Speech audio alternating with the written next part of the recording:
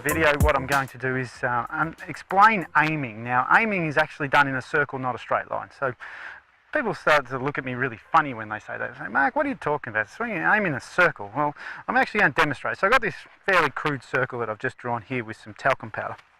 Now, what I've got is, in a basic physics says, well, if I swing something in a circle and make contact with it, whatever I hit, assuming that the hitting implement is square, the ball will go 90 degrees off the arc. So I've got some arrows drawn here. So essentially I put the ball here at the middle arrow, which is this one just here. So effectively, from a swing point of view, I always have my feet on the circle.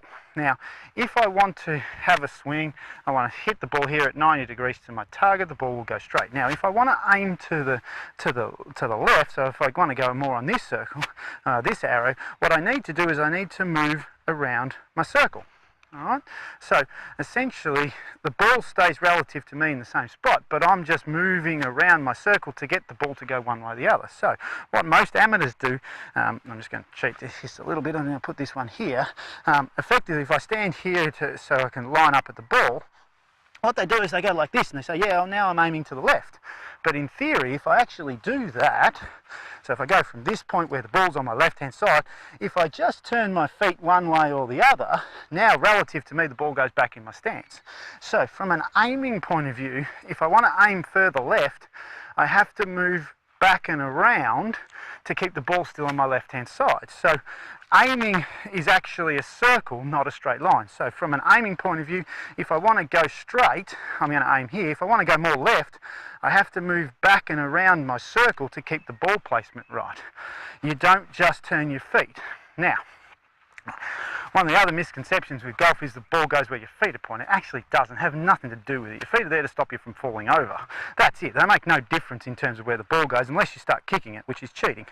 So from a playing point of view, if we just come off that circle for a second, if I want to hit the ball to the left, I have to move my hitting implement to point more to the left. If I want to move and go more to the right, I need to have my hitting implement. So this thing has the greatest directional influence on the ball. It's the thing that hits the ball. So the head has the greatest directional influence, the shaft attaches that, your hands are on here. So from my feet point of view, my feet are the furthest thing away from the thing that hits the ball, therefore they make the least amount of difference. So if I stand like this, I can stand like this because my hitting implement's still 90 degrees. It doesn't matter which way my feet are pointing, it makes no difference at all.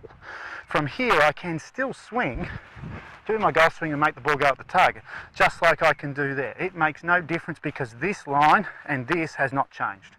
So from an aiming point of view, always aim the golf club first. Make sure you're aiming where you want to go, all right, and you move around a circle until you get the hitting implement pointing where you want to go. So in this case, I'm hitting straight back at you. Now I've got my hitting implement. So I'm moving in a circle to get my hitting implement pointing where I want to go. Once I've got it pointing where I want to go, here's my distance from the ball. Lean over, get my level right, keep my ball on my left-hand side, wrist works back and forward, ball goes to the target. It's a really easy game, golf.